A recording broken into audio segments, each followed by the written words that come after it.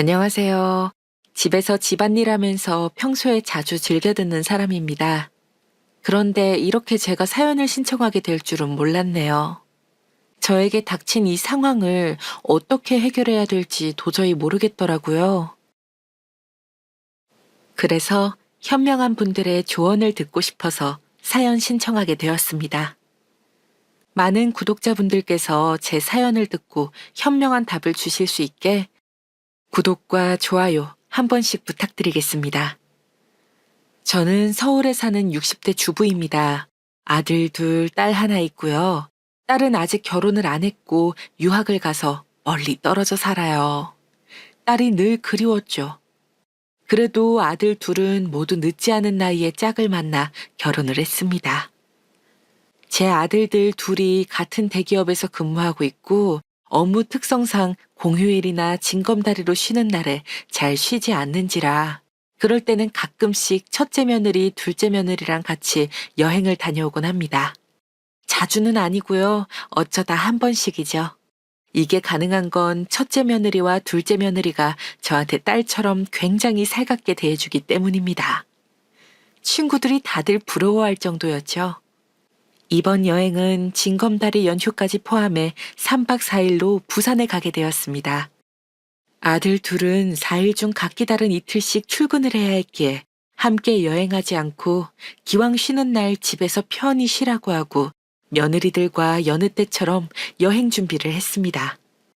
평소 저는 며느리들과 엄마 딸 관계처럼 생각하고 대했기 때문에 며느리들이 저와의 여행을 내켜하지 않는다고는 생각하지 못했답니다. 이렇게 살갑게 여행 준비를 하면서 서로 챙겨줬으니까요.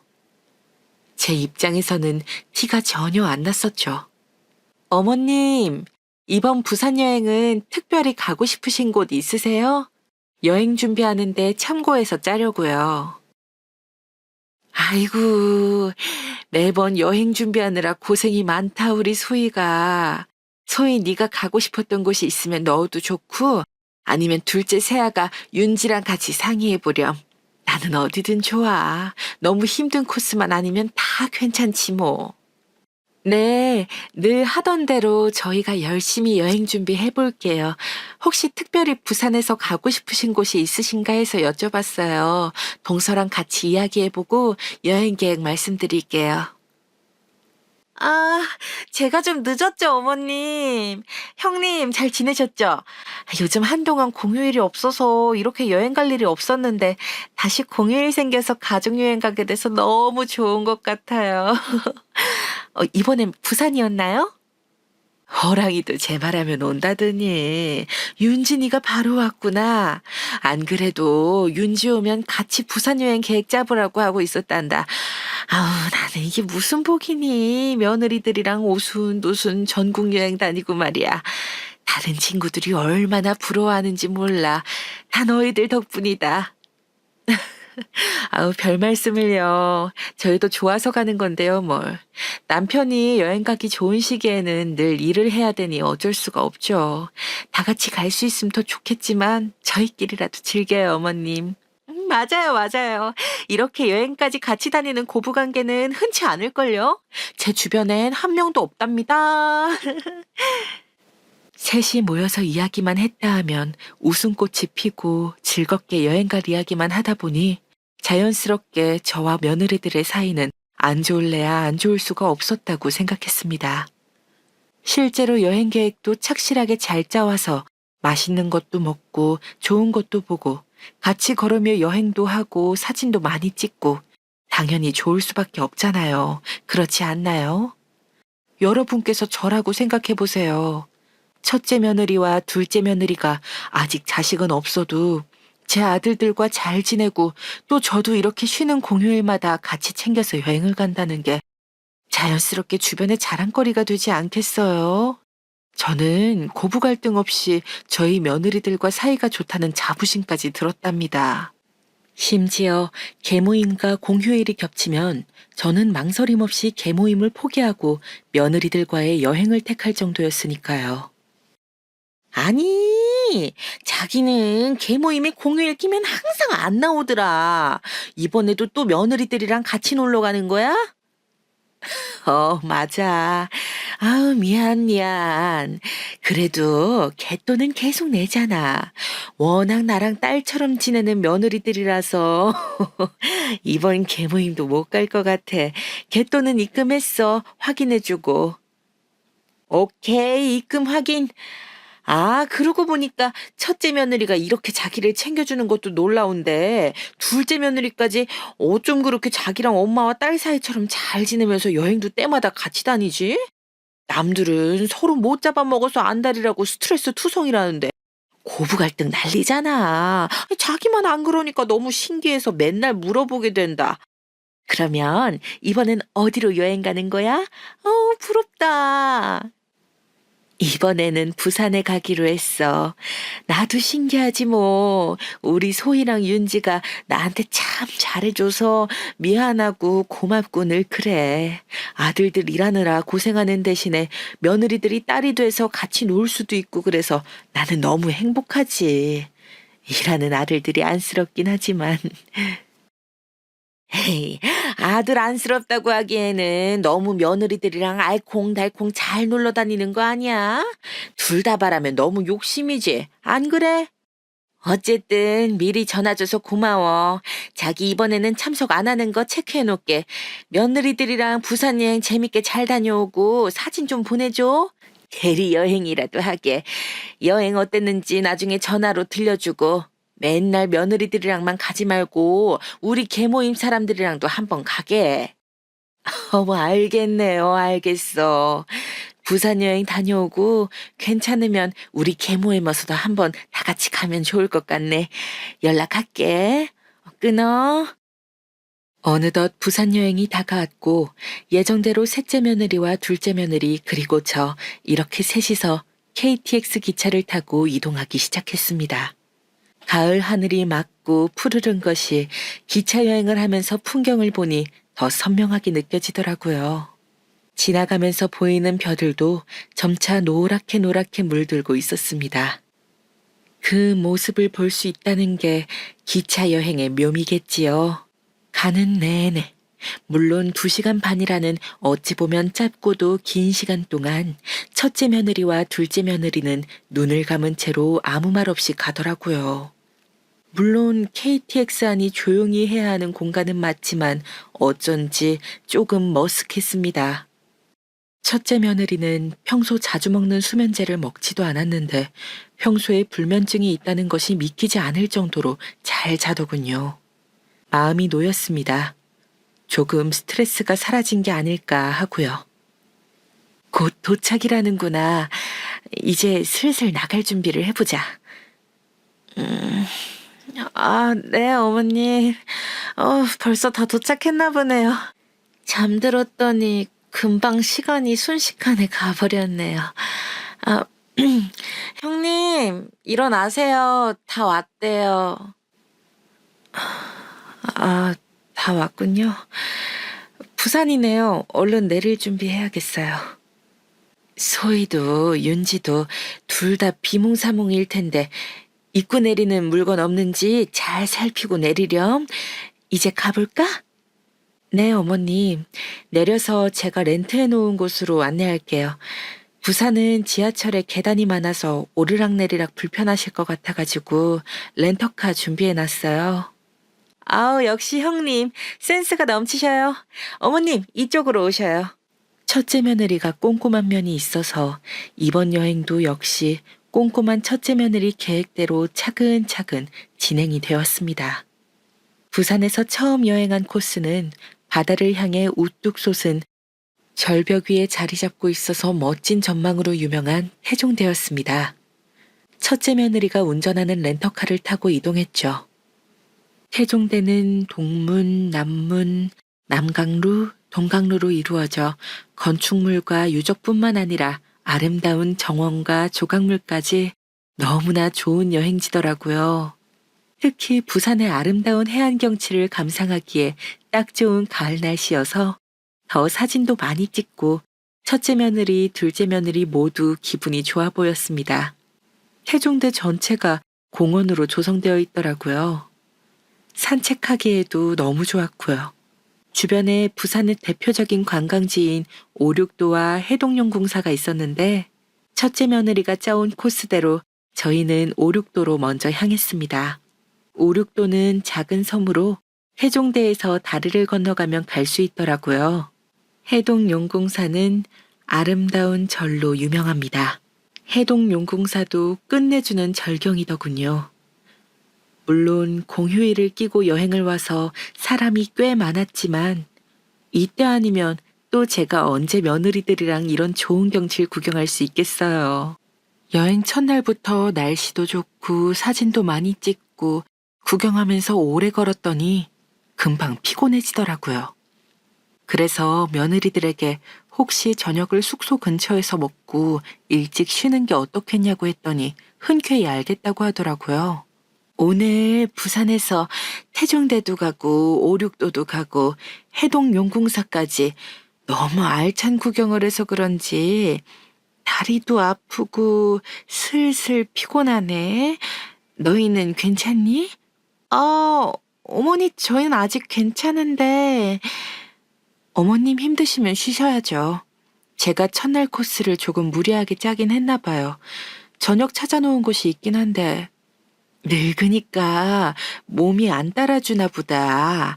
마음 같아서는 소희가 짠 코스를 다 가고 싶긴 한데 혹시 저녁을 숙소 근처에서 간단히 먹는 건 어떻겠니? 네, 그럼요. 숙소 근처에서 간단히 먹을 수 있는 게 어떤 것들이 있는지 찾아볼게요. 그러면 돌아가는 길 운전은 제가 할게요. 형님께서 저녁 먹을 곳 찾는 것 좀 부탁드려요. 어머님, 얼른 타세요. 둘 다 이해해줘서 고맙구나. 그래, 얼른 숙소 쪽으로 가서 쉬자. 네, 당연하죠. 출발합니다. 제가 저녁으로 먹을 맛있는 식당 찾아볼게요. 숙소에 도착 후 짐을 풀고 바로 저녁을 먹으러 갔습니다. 해물찜이나 회를 먹자고 하는 둘째 며느리에게 오늘은 간단히 밀면이나 먹는 건 어떻겠냐고 했더니 제가 먹고 싶은 걸로 먹으러 가자고 하더라고요. 꽤 오랜만에 여행하는 데다가 많이 걸었기 때문에 생각보다 제 몸이 많이 힘들었나 봅니다. 얼른 먹고 숙소에 가서 씻고 누워있고 싶더군요. 밀면집에서 면과 매운 양념장, 신선한 야채로 된 부산의 민속 음식 밀면을 먹고 나니 향긋하고 쫄깃하더라고요. 너무 맛있어서 허겁지겁 먹었던 것이 생생하게 기억이 납니다. 숙소 바로 앞이어서 들어가자마자 먼저 씻겠다고 하고 샤워를 했습니다. 첫째 며느리와 둘째 며느리가 짐 정리를 하는 동안 금방 씻고 나왔는데 둘째 며느리가 음료수를 건네는 겁니다. 어머님, 아까 밀면 먹고 입이 텁텁하실 수도 있을 것 같아서 편의점에서 감귤 주스 좀 사왔어요. 한 잔 드릴게요. 어우, 둘째가 센스가 있구나. 고맙네. 잘 마실게. 안 그래도 시원하게 음료수 한 잔 했으면 좋겠다고 생각했는데 첫째가 요즘 약 때문에 술을 안 마시니까 숙소 와서 술도 안 먹고 그래서 생각을 딱 접었었거든. 음료수가 있으니 좋구나. 역시 동서가 센스가 있죠. 저도 마셔봤는데 시원하고 좋더라고요. 아우, 시원하니 맛 좋구나. 그나저나 우리 드라마 할 시간 안 되었나? 어머님 챙겨보시는 드라마 할 시간 거의 다 되었네요. 제가 채널 돌려놓을게요. 잠시만요. 그날 많이 걸어다니고 구경하느라 피곤해서 그런지 드라마를 보는데도 솔솔 잠이 오더라고요. 그래서 드라마를 얼마 보지도 못하고 제가 졸고 있더라고요. 한마디로 기절 직전이었습니다. 그래서 며느리들에게 난 이제 자야겠다고 도저히 졸려서 안 되겠다고 난 침대에 가서 누워야겠다고 하고 침대 쪽으로 와서 누웠습니다. 그런데 누워서 완전히 골아떨어지기 전에 밖에서 꿈인지 생시인지 이상한 소리가 들리더군요. 형님, 이거 진짜 효과 있는데요? 어머님 드라마 시작한 지 5분도 안 돼서 잠드시더라고요. 알아서 침대 가서 누우시니 편하네요. 잠 안 올 때 먹으면 진짜 효과 좋은 수면제니까. 이건 먹어본 사람만 안다니까. 어차피 어머님 오늘 여기저기 돌아다니느라 무리하신 날이라 일찍 잠드는 거 이상하게 생각도 안 하실 거고. 그래도 조금 안 내키긴 하네. 형님, 저희 할 만큼 한 거잖아요. 우리 꼭 이렇게까지 해야 해요? 진짜 저는 결혼하고 나서 형님께서 계속 어머님이랑 둘이 여행 다니신 거 알고 놀랐잖아요. 요즘 남편이랑도 안 가는 마당에 무슨 어머님이랑 대리효도도 아니고. 저는 형님께서 무슨 날개 잃은 천사이신 줄 알았어요. 솔직히 이번 부산 여행도 오기 싫었어요. 이런 재미라도 있어야죠. 나도 어머님이랑 여행 당연히 좋아서 오는 건 아니야. 매번 여행 계획 짜서 모시고 효도 관광해야 되지. 음식도 잠자리도 편하지 않으면 안 되니까 늘 노심초사해야 하지. 여간 피곤한 게 아니야. 차라리 일하는 남편이 부러워. 일하고 나면 쉴 수가 있으니까. 그런데 나랑 동서는 쉬지도 못하고 효도 관광이나 다녀야 하니 말이야. 그래, 오늘은 어머님께 수면제 드리길 잘한 것 같아. 푹 쉬시라고 하고 우리는 얼른 다녀오자고. 네, 형님. 잘 생각하셨어요. 제가 알아놓은 데가 여기 나이트클럽 좋다고 하더라고요. 이리로 가볼까요? 아우, 언제 또 나이트클럽 검색까지 해놨어. 동서도 참 빠른 사람이야. 얼른 다녀오자고. 옷 갈아입고. 여기까지 듣고 저는 그만 깊은 잠에 빠져버렸습니다. 들으면서도 이게 꿈이길 바라고 또 바랐죠. 제가 요즘 드라마를 많이 봐서 이런 생각을 하게 된 건 아닐까, 그런 생각을 하면서 잠들었습니다. 그리고 알 수 없는 기시감에 눈을 떠보니 저는 처참한 광경에 그만 넋을 잃고 말았습니다. 그대로 다시 기절하는 줄만 알았죠. 제가 본 광경이 정말 꿈이길 바랐습니다. 제가 마주한 모습은 바로 거실에 아무렇게나 누워서 술에 골아떨어져 있는 첫째 며느리와 둘째 며느리의 모습이었습니다. 처음에는 놀라서 아무 말도 안 나오고 시간이 멈춘 것 같이 한 발짝도 움직일 수 없었습니다. 하지만 이내 얼굴이 붉게 달아오르는 것을 느꼈습니다. 손바닥 크기만한 짧은 치마를 입고 가슴골이 다 보이는 야한 옷들을 입고 있는 게 아니겠어요? 여러분이라면 어떤 느낌이실 것 같나요? 저는 난생 처음 겪어보는 이 광경에 다시 한번 넋을 잃고 그 자리에 주저앉았습니다. 제가 주저앉으면서 소파를 건드렸는데도 술을 엄청 많이 마신 건지 첫째 며느리와 둘째 며느리 모두 정신을 못 차리더라고요. 여러분이 저라면 며느리들을 깨우실 수 있으시겠어요? 저는 도저히 그 상태에 있는 첫째 며느리와 둘째 며느리를 깨울 수가 없었습니다. 마주하면 무슨 말이 튀어나올지 저 스스로도 모르겠더라고요. 눈앞이 노래지는 기분을 살면서 처음 느껴봅니다. 사실 여행을 본격적으로 쫓아다니기 전에는 둘째 며느리는 조금 노는 것도 좋아하고 답답해할 수도 있겠다는 생각을 했었지만 막상 여행을 첫째 며느리와 함께 셋이 다녀보니 첫째 며느리가 탄탄하게 여행 계획을 세워주니까 따라다니는 걸 좋아하는 것처럼 보였거든요. 그런데 아니나 다를까 그게 모두 연기였다니 속은 기분에 배신감이 강하게 들더군요. 첫째 며느리는 제 큰아들과 결혼한 지 이제 3년인데 3년간 여행을 가자고 할 때마다 반겨하며 기꺼이 여행 계획을 너무나 착실하게 짜와서 코스대로 여행을 시켜줬었습니다. 늘 고맙고 저는 더욱더 첫째 며느리에게 딸처럼 대하기 시작했죠.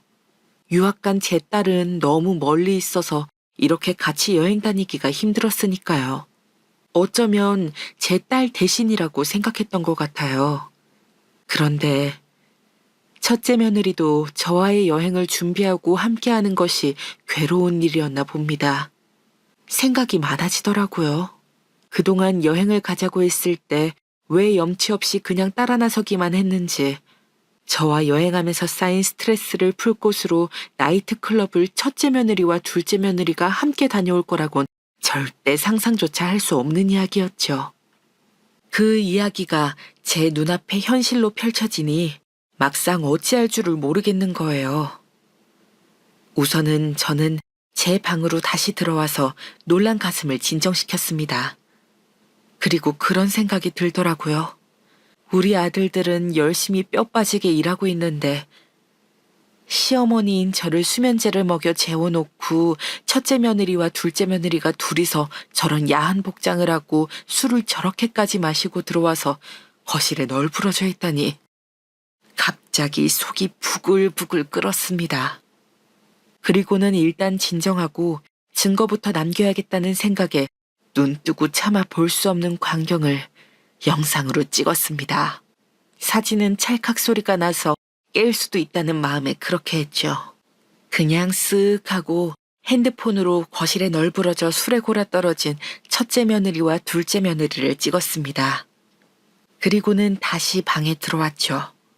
이 상태, 이 복장 그대로 저와 눈이 마주치기라도 한다면 며느리들이 어찌 나올지 궁금하기도 했지만 우선은 더 이상 이 꼴을 보고 있기가 힘들더라고요. 그래서 다시 제 방 침대로 돌아와 뜬 눈으로 밤을 지새우고 말았습니다. 제가 뜬 눈으로 밤을 지새우는 걸 아는지 모르는지 첫째 며느리와 둘째 며느리는 아침이 될 때까지 골아 떨어져 있다가 겨우 첫째 며느리가 먼저 일어났더라고요. 피곤하다. 숙취. 지금이 몇 시? 동서, 일어나봐. 이럴 때가 아니야, 지금. 옷은 갈아입고 와야지, 얼른. 네? 맞네요. 지금 어제 우리 이복정으로 거실에서 깜빡 잠들었나봐요, 형님. 얼른 갈아입고 오자고요. 그나저나 어머님 아직도 주무시나봐요. 형님 수면제가 효과가 아주 좋은데요? 원래 이렇게 아침 늦게까지 잠을 잘 만큼은 아닌데. 어머님께서 정말 많이 피곤하셨나 봐. 아직도 안 깨고 쭉 주무시는 걸 보면. 우리야 잘 됐지. 이 복장으로 마주치기만 했어 봐. 아주 그냥 인생 피곤해지는 거지. 네, 그럼요. 형님 수면제 넣어서 음료수 드리길 잘했죠. 그나저나 저희 술 냄새 나는 게 좀 심한데 저랑 형님이랑 둘이 어제 어머님 일찍 주무셔서 밖에 나가서 치킨에 소주 먹고 왔다고 할까 봐요. 동서는 참 똑똑해. 철저한 면이 있단 말이야. 그래, 그렇게 말씀드리자.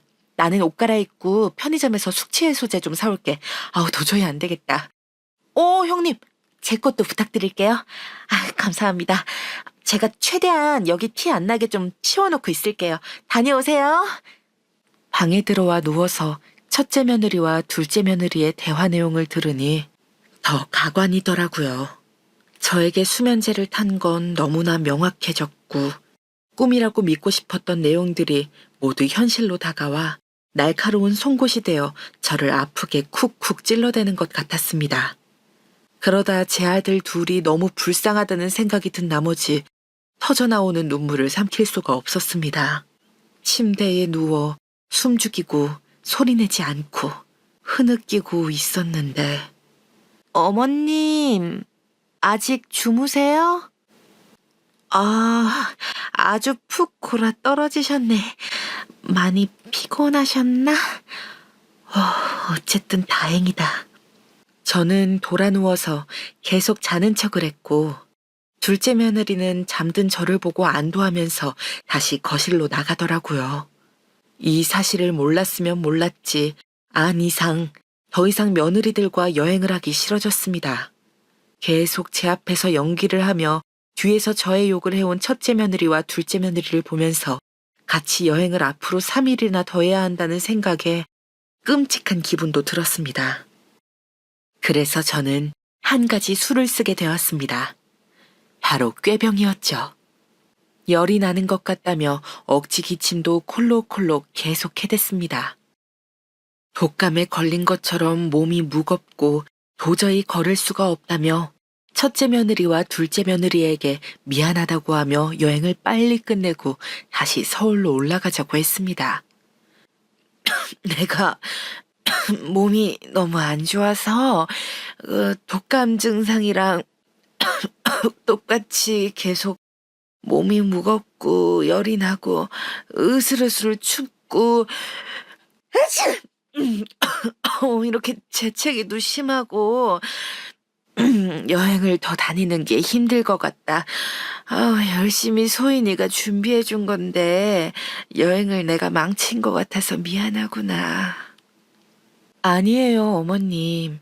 아프시면 당연히 얼른 올라가서 쉬는 게 우선이죠. 여행 계획 짜둔 거는 나중에 와서 또 여행하면 되는걸요.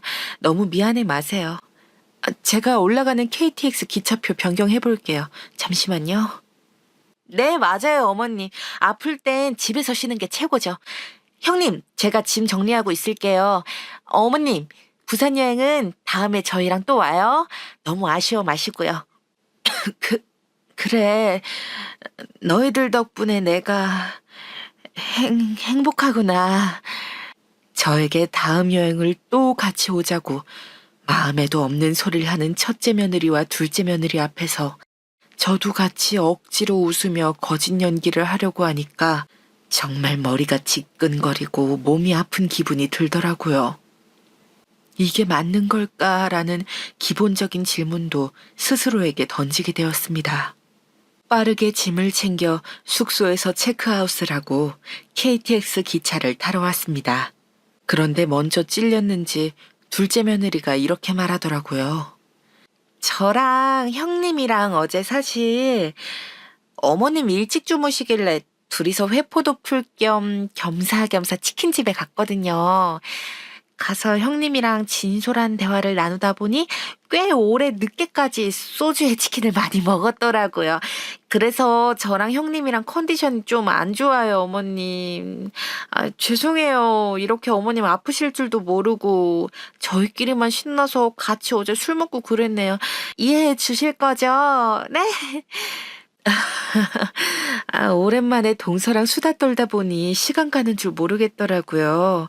어머님, 죄송해요. 저희끼리만 마시고 와서. KTX 벌써 와 있네요. 5호차 쪽으로 가서 타면 될 것 같아요. 너희끼리 마시고 올 수도 있지 뭐. 일찍 잠이 들어버린 건 나잖니. 둘이 술도 안 마시고 있으면 심심하지. 잘 다녀왔어. 그래. 기차 타자. 뻔뻔한 둘째 며느리와 첫째 며느리의 이야기를 듣고 있자니 새벽에 일어나서 너네 거실에 널브러져 있는 거 이미 다 봤다. 어디서 새빨간 거짓말이야 라고 말하고 싶은 게 목까지 차올랐지만 끝내 말을 삼키고 며느리들에게도 억지 웃음을 보였습니다. 아니나 다를까 달리는 기차 안에서 둘 다 역시 기절한 채로 잘 자면서 가더라고요.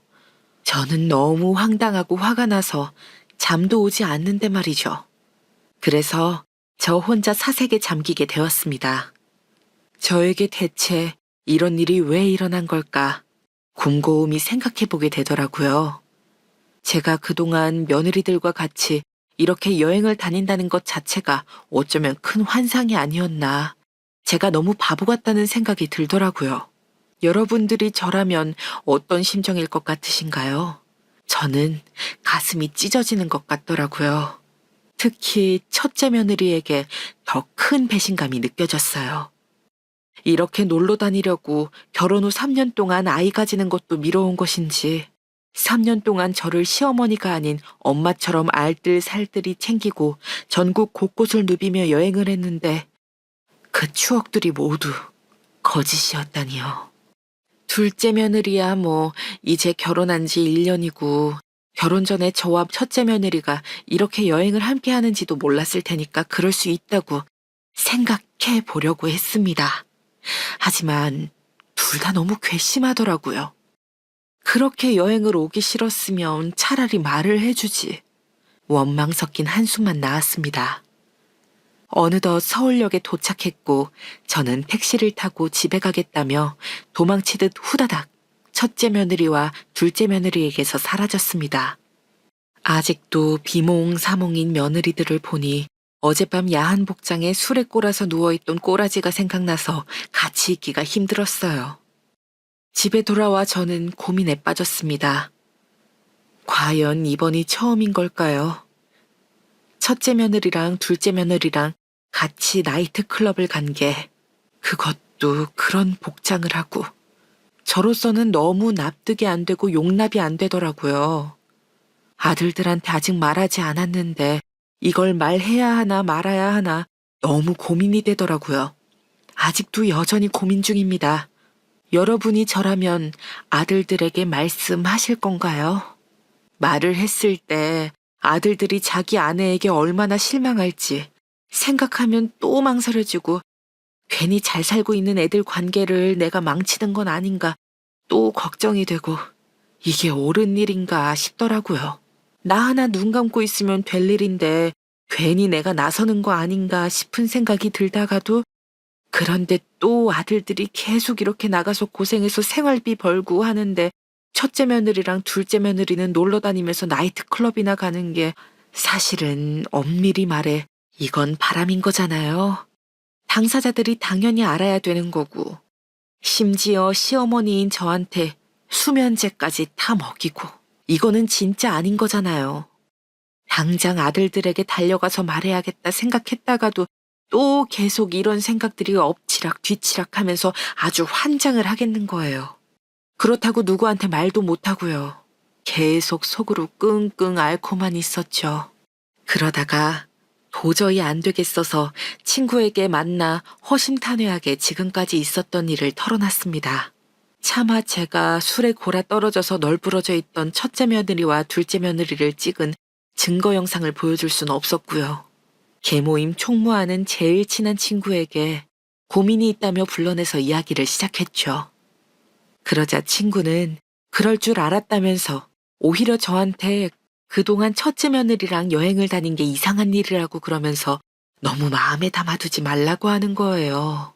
자기야, 그런데 그거는 물론 나이트클럽에 간 거는 첫째 며느리랑 둘째 며느리랑 잘못한 거긴 한데 애초에 딸 같은 며느리 아들 같은 사위가 어딨니?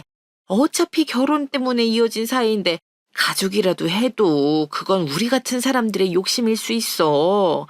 어쩐지 수상하다고 생각했는데 첫째 며느리는 어쩌면 그렇게 싫다면서도 3년을 꼬박 자기를 데리고 전국을 다녔대. 스트레스가 많이 쌓였나 보지. 나는 이걸 굳이 말해서 뭔 소용인가 싶다. 내가 먼저 여행 같이 가자고 한 것도 아니고 서희가 먼저 나한테 여행 가자고 해서 그렇게 시작된 건데 아들이 계속 다른 사람들 쉬는 날 못 쉬니까 서희가 계속 나랑 여행을 다녔던 거지. 내가 잘못 생각하고 있었던 걸까. 아무리 그래도 난 진심이라고 믿었다고 배신을 당한 기분이야. 심지어 나한테 수면제도 먹였다니까. 괜히 깨서 들키면 안 되니까 그랬겠지. 그만큼 첫째 며느리랑 둘째 며느리가 자기한테 안 들키고 싶어서 노력한 거잖아. 나는 이번이 처음 그런 게 아닐까 싶은데 자기 생각은 어때? 둘째 며느리 쪽은 결혼한 지 이제 1년이라며. 아무리 그래도 난 영 꺼림직하고 그래서 그러지. 아무런 죄도 없는 내 아들만 불쌍하잖아.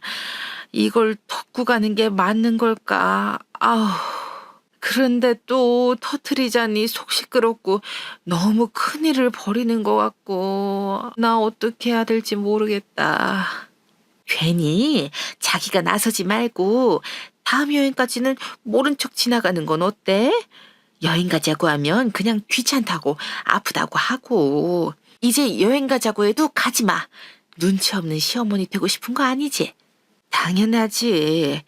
가라고 해도 이제 못 가겠어. 나한테 또 수면제 먹이고 둘이 이상한 야한 옷 입고 나가서 나이트클럽에서 놀고 오려는 하는 목적이라 생각하니까 아우 아찔해. 요즘 한숨만 나오고 미치겠다 진짜로. 너무 마음에 담아두지 말고.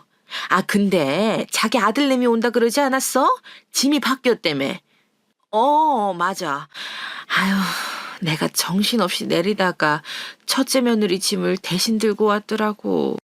여행 가방이 좀 비슷하게 생기긴 했어. 내 정신이 없었지. 그래서 안 그래도 아들이 마침 일 끝나서 집으로 와서 짐 가져간다고 했어. 벌써 3시네. 이제 가야겠다. 정신없이 도망치듯 첫째 며느리와 둘째 며느리에게서 벗어나다가 첫째 며느리 짐과 바꿔서 들고 온 걸 아들 전화를 받고 알았습니다. 그래서 아들이 찾으러 올 때까지 잠시 친구와 만나 고민 상담을 하고 있었죠. 친구와 이야기하다 보니 어느새 시간이 금방 흘러 아들이 짐을 찾으러 올 시간이 거의 다 되었습니다. 그래서 부랴부랴 집에 와서 아들을 반갑게 맞아주었죠. 어쩐지 그날따라 아들의 표정이 더 피곤해 보이고 부쩍 수척해진 모습이었습니다.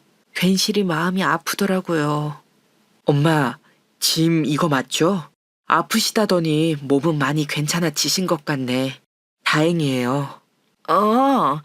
내가 정신없이 집에 오느라 짐을 바꿔 들고 왔네. 바쁠 텐데 여기까지 또 오게 해서 미안하다.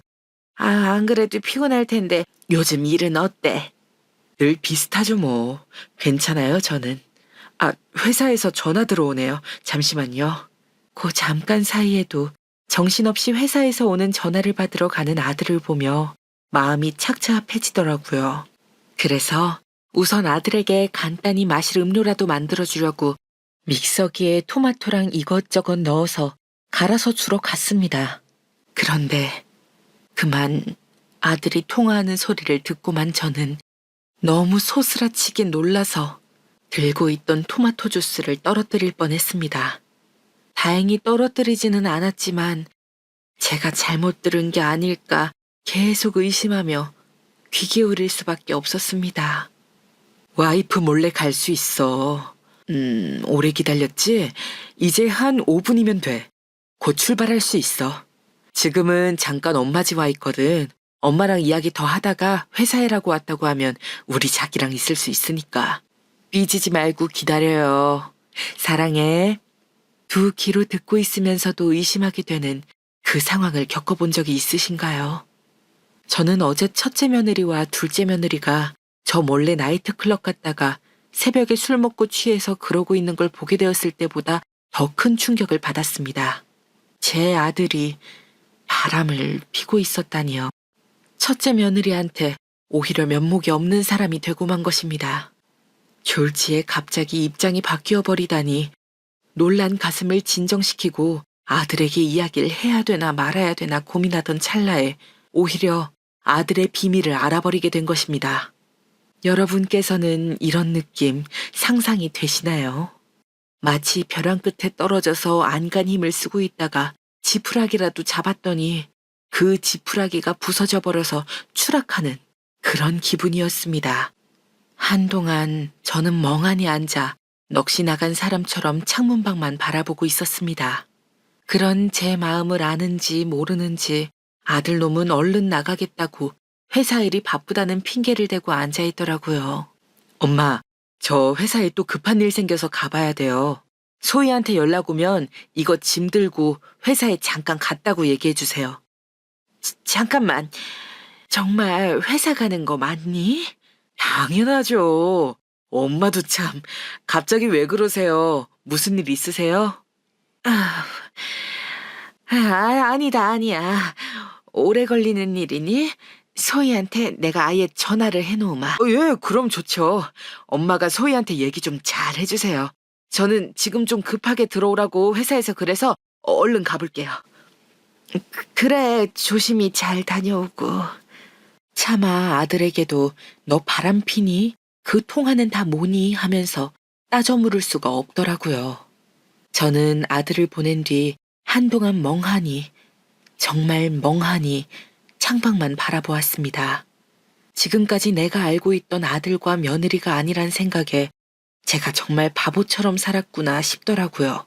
무슨 막장 드라마도 아니고 이렇게 하루 걸쳐서 첫째 며느리랑 둘째 며느리가 나이트클럽에 간 것도 알게 되고 그 사이 저희 아들은 바람을 피고 있었고 심지어 지금도 바람을 피러 가는 것을 알면서도 막을 수 없는 제가 너무 한심하게 느껴졌습니다. 이 상황에서 저는 어쩌면 좋을까요? 이제 와서 사실 친구에게 우리 아들도 맞바람을 피고 있었다고 말할 수도 없는 노릇이고요. 창피해서 살 수가 없을 것 같습니다. 저희 아들이 더 먼저 바람을 핀 걸까요? 아니면 첫째 며느리가 먼저 나이트클럽 등 바람을 피운 걸까요? 이런 생각을 하다가도 누가 먼저 바람 핀 게 중요한 걸까? 결국 둘 다 바람을 피고 있었다는 것이 더 문제가 아닌가? 이런 생각을 했습니다. 그러다가 편지를 써볼까 하는 생각을 했죠. 도저히 말로는 제 이런 떨리는 감정으로 하고 싶은 이야기를 온전히 전하지 못할 것 같았습니다. 편지에는 이런 내용을 써보았습니다. 소희야, 벌써 3년. 짧다면 짧고 길다면 긴 시간. 오랫동안 가족으로서 함께 지내왔구나. 소희가 첫째 며느리로서 여러모로 나한테도 많은 도움을 주었고, 소희 네가 아니었으면 둘째도 그렇고 둘째 며느리 윤지도 이렇게 함께 다 같이 조화를 이루면서 우리 가족이 화목하게 지낼 수는 없었을 것 같다. 늘 마음속에 언제나 딸처럼 생각하면서 소희 네가 계획해온 여행 덕분에 행복하게 지낼 수가 있었어. 이 편지는 내 마음속에 묻어두려다가 솔직하게 털어놓는 게 좋을 것 같아서 쓰게 되었단다. 우리 부산 여행을 마치고 짐이 바뀐 바람에 형우가 짐을 찾으러 왔을 때 알게 되었어. 바람을 피고 있다는 것을. 우연히 통화를 엿듣게 되었고 누가 들어도 바람이 난 게 확실해 보이더구나. 큰 충격이었다. 소인이가 나한테 그렇게 잘해주고 알뜰살뜰하게 챙겨주고 있을 때 바람이라니. 나는 내 아들에 대한 실망과 상처로 느껴질 수도 있지만 그보다는 지금까지 우리 가족이 함께 지켜온 것들을 깨지 않고 중요하게 소중하게 지켜야겠다고 생각했지. 그렇다고 아는 걸 모른다고 하는 것은 너무 큰 위선이라고 생각했단다. 그래서 솔직하게 너한테 터놓는 거야. 나도 형우가 이렇게 바람핀 것에 대해서 어떻게 대처해야 될지 막막하고 이 문제를 어떻게 소희 너와 함께 해결할 수 있을까 고민이 되더구나. 그래서 여러 가지 생각이 들었어. 하지만 지금 나와 소희 너에게 제일 중요한 것은 우리 가족 간의 소중함과 상호 간의 이해와 지지라고 생각한다. 그리고 솔직한 대화도 중요하다고 생각해. 소희 너와 함께 형우랑 이 문제에 대해 솔직하게 대화를 나누면 좋겠어. 형우가 오랜 시간을 계속 일만 해오다 보니 뭔가 심리적으로 문제가 있거나 외로웠거나 아니면 소희 너랑 어떤 갈등이 있었는지도 궁금하구나. 나는 너희가 대화로 이 기회에 허심탄회하게 이야기하는 시간을 가졌으면 좋겠구나. 나는 소희 네 편에서 같이 도우려고 해. 형우는 잘한 거 아무것도 없다. 너에게 큰 상처를 안겨준 것 같아서 미안하구나. 하지만 우리가 이 문제를 함께 극복할 수 있다는 생각을 가지고 그렇게 믿고 나는 이 편지를 전하게 되었어. 여기까지 썼다가 지웠다가를 반복하며 이 편지를 전할지 말지 계속 망설이고 있습니다. 처음에는 제 아들들에게 첫째 며느리와 둘째 며느리가 나이트클럽에 다니면서 바람을 피웠다는 걸 말해야 하나 말아야 하나 고민을 했는데 이제는 제 첫째 아들이 바람 피는 걸 알게 돼서 이러지도 저러지도 못하고 첫째 며느리에게 이 사실을 말해주고 같이 해결해보자는 편지를 적고 있으니 말이죠. 그런데 이 편지를 전하는 게 맞는 건지도 잘 모르겠습니다. 저희 아들만 괜히 곤란해지는 건 아닐까요? 사실 첫째 며느리도 나이트클럽에 가서 바람핀 건 사실인데요. 제가 이 편지를 보내면서 부산 여행 때 둘째 며느리랑 함께 첫째 며느리가 제 음료에 수면제를 타고 둘이 야한 복장으로 술을 마시며 돌아다녔다는 걸 안다고 증거도 있다고 이런 식으로 말을 하는 게 좋을까요? 저는 아들들이 며느리들이랑 이혼하는 걸 원하진 않습니다. 돌이켜보면 첫째 며느리가 우리 집안에 들어와서 이것저것 많이 챙겨주었고 배려를 많이 해줬기 때문에 지금까지 별 문제 없이 큰 탈 없이 화목하게 지낼 수 있었던 것도 사실이거든요. 저와 여행을 가는 것이 억지로 한 일이라고 해도 그래도 그 또한 효도를 한 것임은 변함없는 사실이니까요. 정말 혼자서 많이 고민하다가 여기에 이렇게 사연을 보내게 되었습니다. 혹시 제가 쓴 편지 내용 중에서 바꾸거나 추가하면 좋을 내용이 있을까요? 아니면 이 편지를 아예 첫째 며느리에게 안 보내는 게 좋을까요? 계속 이대로 아들의 바람도 며느리들의 일탈도 모른 척 살아가는 게 좋은 걸까요? 요즘 이것 때문에 도통 잠을 자지를 못합니다. 계속 뒤척이며 잠을 설치게 되더라고요. 여러분께서도 가정에 심각한 고민이 생기면 이렇게 잠을 설치고 밥맛도 없고 스트레스가 점점 쌓여가시죠? 제가 지금 딱 그런 상태입니다. 요즘 제일 많이 듣는 음악은 스카이캐슬이란 드라마에 나왔던 We All Lie예요. 우리는 모두 거짓말쟁이란 뜻이죠.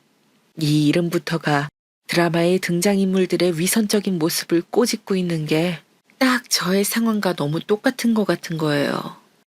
이 노래 가사 중에 제일 와닿는 건 솔직히 말해보자. 우린 미소 지은 채 속임수를 쓰지. 사기꾼처럼 말이야. 외쳐봐. 네가 갈망하는 모든 것들. 사람들은 진실을 덮으려고 가면을 쓴 채 연기하지. 서로를 속이면서 말이야. 안 그래? 넌 진실을 보고 있니? 넌 정말 진실을 보고 있니? 나와 함께 도망가자. 이 부분이에요. 그 드라마를 볼 때는 거짓과 위선으로 출세 목적의 교육을 하는 드라마 주인공들을 보며 어쩌면 저렇게 파렴치하게 할 수가 있지 하면서 관람자의 태도로 봤었는데 이제는 그 주인공들의 마음을 어느 정도 알 것 같달까요? 이러지도 저러지도 못하고 이렇게 연기를 하면서 모르는 척 거짓말을 해야 하는 이 상황이 너무 안타깝고 답답한 마음뿐입니다. 그래서 부디 현명한 여러분들의 이야기를 듣고 싶습니다. 제 상황과 완전히 똑같은 일을 겪진 않으셨겠지만 살아보니 이런 것들은 말하는 게 좋더라 또는 말을 안 하는 게 좋더라 같은 조언이 저에겐 지금 누구보다도 절실하게 필요한 상황입니다. 불쌍한 사람 돕는다는 생각으로 꼭 댓글 남겨주시면 감사하겠습니다. 그리고 앞으로 여행을 가자고 하면 귀찮다고 아프다고 그렇게 계속 모면을 하는 게 맞을까요? 아니면 솔직하게 너희가 나랑 여행 가는 거 힘들어한다고 말하는 걸 들었다고 얘기를 하는 게 좋을까요?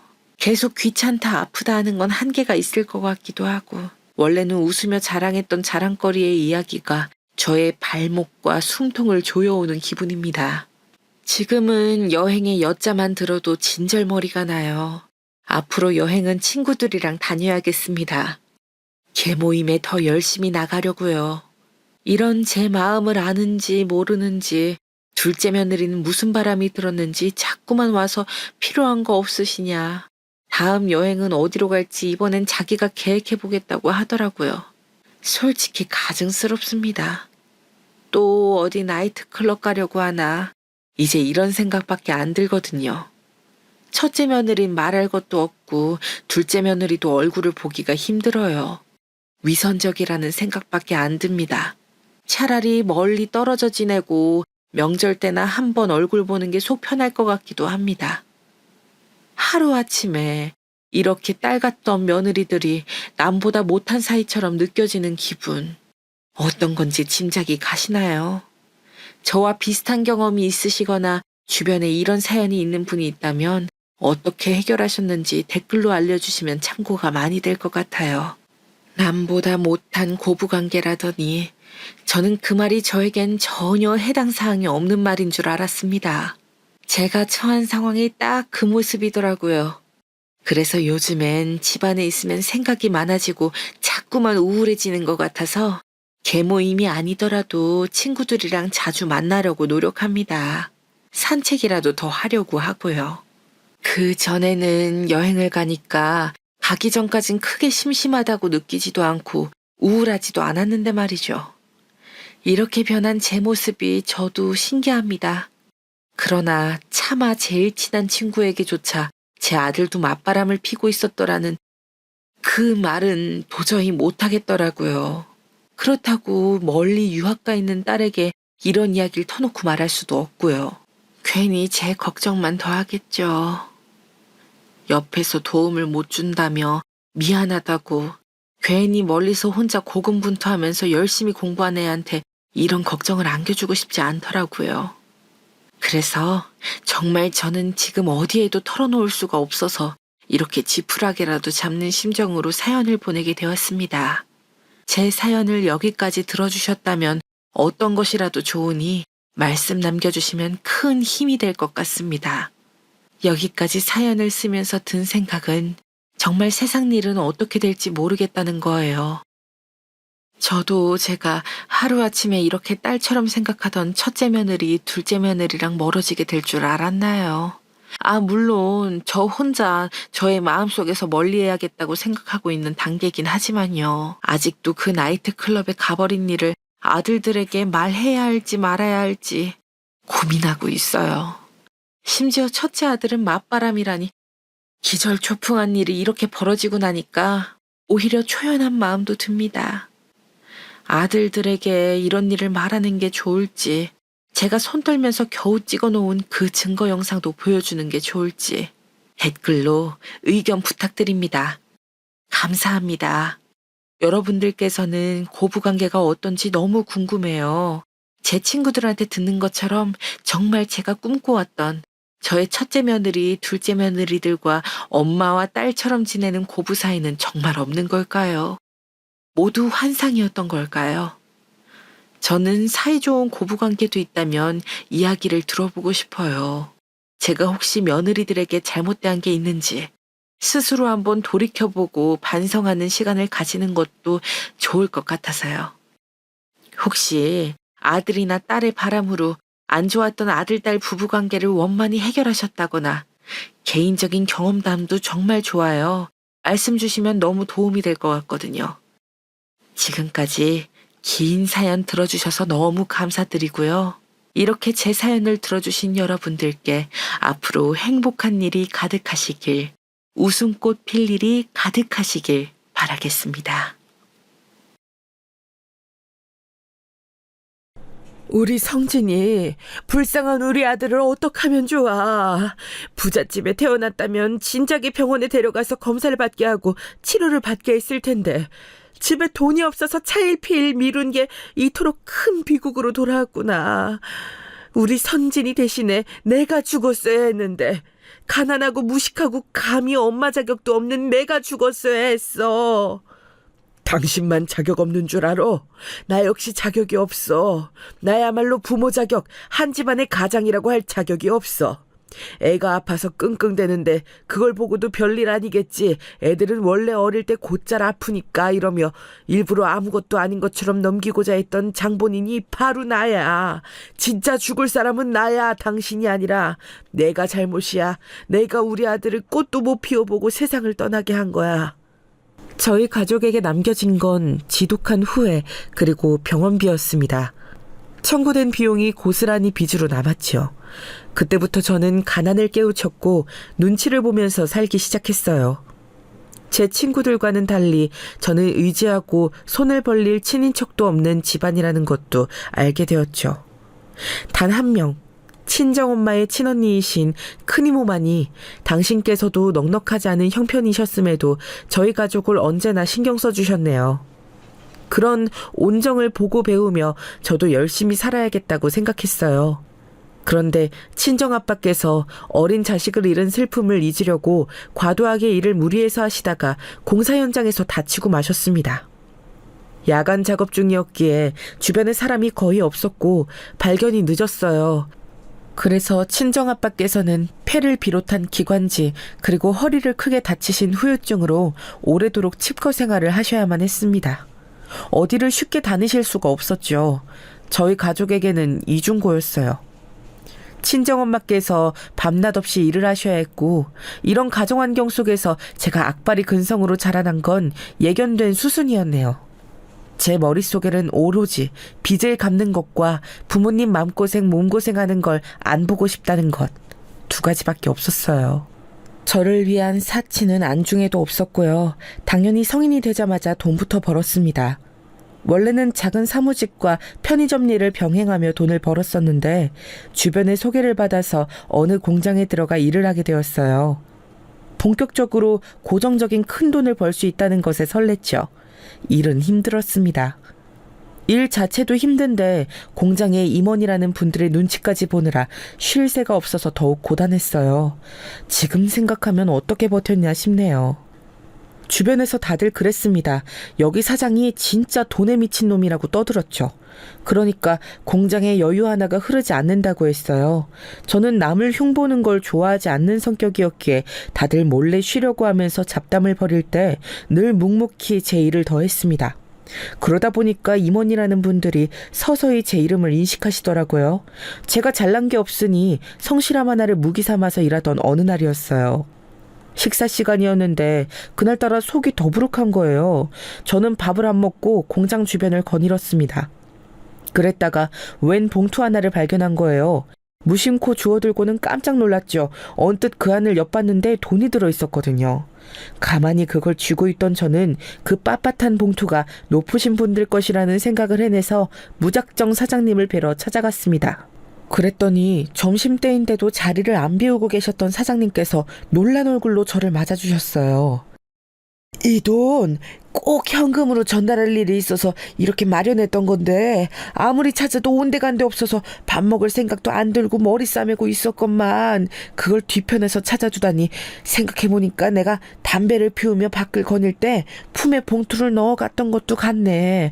정말 고마워요. 이름이 알 것도 같은데 아마 키진 양이었던가? 제 이름을 알고 계신 것만으로도 영광입니다. 얼른 주인을 찾을 수 있어서 다행이네요. 저는 자리로 가봐야 해서 이만 가보겠습니다. 제가 꾸벅 인사를 드리자 사장님께서 뭔가 머뭇거리시는 눈치로 저를 보셨는데 저는 그냥 돌아섰어요. 제 자리로 가서 일을 했죠. 돈봉투를 마주한 순간은 그저 꿈으로 치부하고요.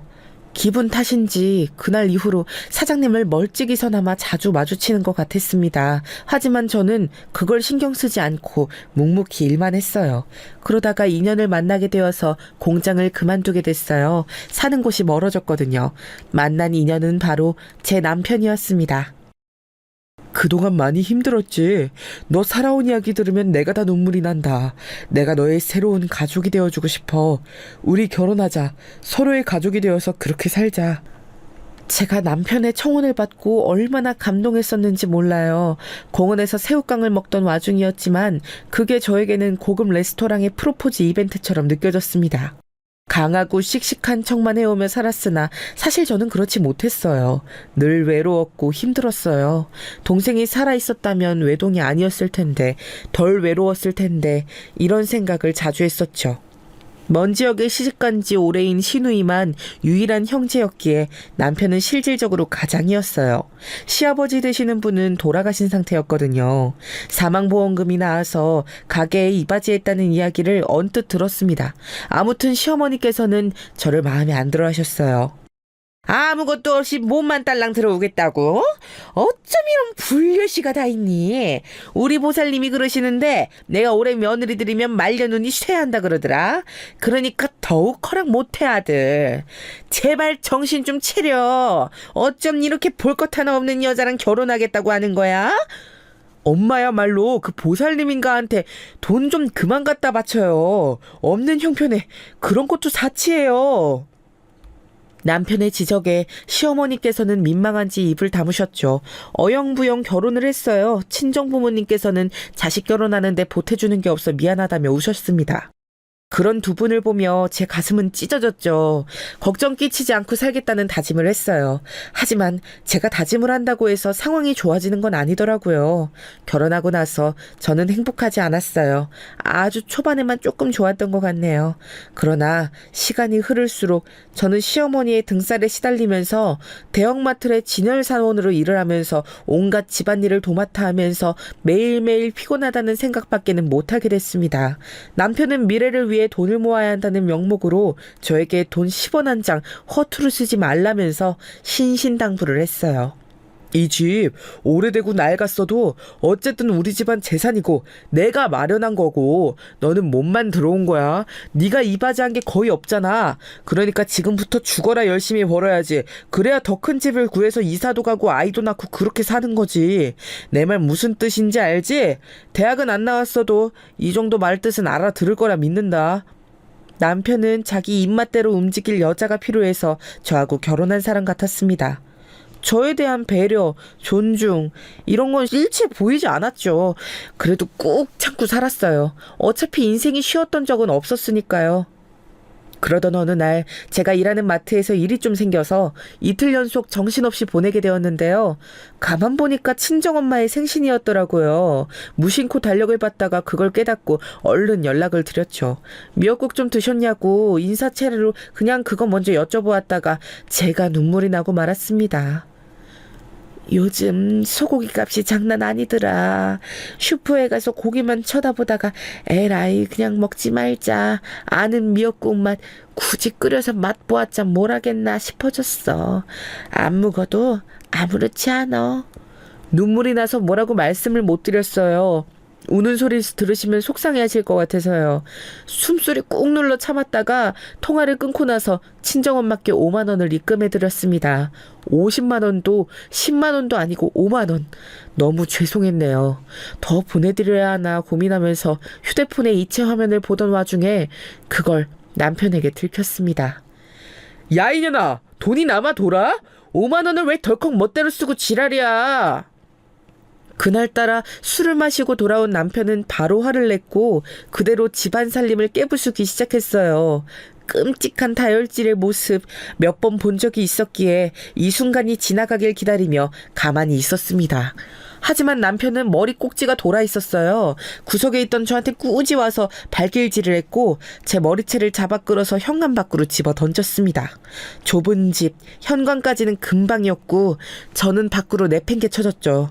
남편이 저에게 꼴도 보기 싫으니까 썩 꺼지라고 했습니다. 신발을 주워둔 제가 차마 집 안으로 들어갈 용기가 없어서 멀리 나갔어요. 갈 데가 딱히 없어서 6차선 도로에 붙어있는 공원으로 향했죠. 도로를 바라보고 앉은 벤치에서 하염없이 울었습니다. 인생이 너무 재미없고 고단하고 서러워서 울었어요. 그때 공원 앞 차도를 달리고 있던 차량 한 대가 속도를 늦추더니 이내 비상등을 켜고는 정차를 했어요. 제가 그 눈물을 훔치면서도 갑자기 속도를 눈에 띄게 확 느리게 하고는 아예 멈춰버리기까지 하는 그 차를 무심코 쳐다봤죠. 비상등이 깜빡거리고 있는 그 차의 뒷공무니를 멀찍이 쳐다보면서도 설마 그 차와 저와의 상관관계를 상상하지는 못했습니다. 그러나 곧 뒷좌석 문이 열리더니 웬 중년의 신사분이 내리셔서 곧장 제 쪽을 쳐다보시는 것에 놀라고 말았지요. 제가 단박에 신사라고 여겼던 것은 첫 번째, 그 차가 제가 아예 그런 쪽에 문외함임에도 단박에 최고급이라는 것을 느꼈을 정도로 유명한 외제차였기 때문이고요. 두 번째, 운전석이 아니라 뒷좌석에서 내리신 그분이 아주 격식을 차리진 않은 캐주얼한 정장 차림이셨음에도 불구하고 굉장한 기품을 풍기고 계셨기 때문입니다. 저와는 다른 세상에 살고 계신 게 분명한 신사분께서 저를 향해 걸어오셨고 저는 점점 놀라서는 눈물이 쏙 들어가 버렸죠. 대관절 누구이시냐고 여쭈어보기에는 저희 눈썰미와 기억력이 썩 나쁘지 않았거든요. 저는 한참 울고 난 직후라서 힘이 빠져 후들거리는 다리로 자리에서 일어나 어느새 저의 지척까지 따라온 그분을 보며 말씀드렸습니다. 설마 사장님이신가요? 나를 바로 알아보시는 것 같군요. 신기하다고 해야 할지 아니면 다행이라고 해야 할지 모르겠습니다. 내가 요 며칠 꿈자리가 아주 심상치 않았는데 오늘 이런 순간을 맞이하려고 그랬던 것 같네요. 이름이 아마 박희진 양이었죠.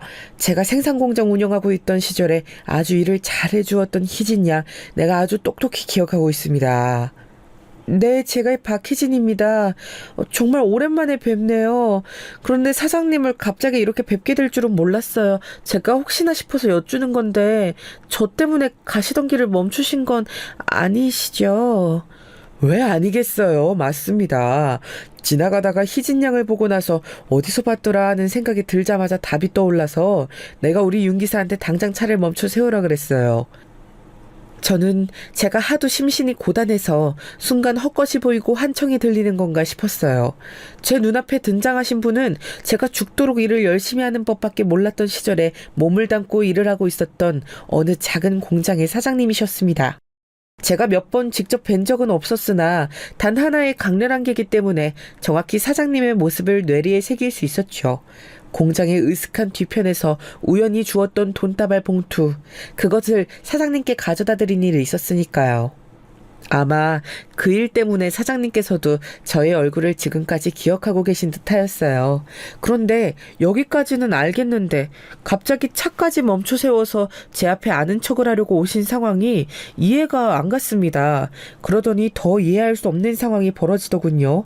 사장님께서 갑자기 저에게 시간 괜찮으면 시간을 잠시 내어달라고 하시는 겁니다. 지금이 어렵다면 다음에라도 꼭 시간을 내달라고 하셨죠. 제가 돈이 없지 시간이 없는 사람은 아니어서 스스로 그런 생각을 하며 자조적으로 피식 웃고 있으니까 사장님께서 마음을 바꾸신 것인지 돌연 지금 당장 시간을 꼭 좀 내줬으면 좋겠다고 하셨습니다.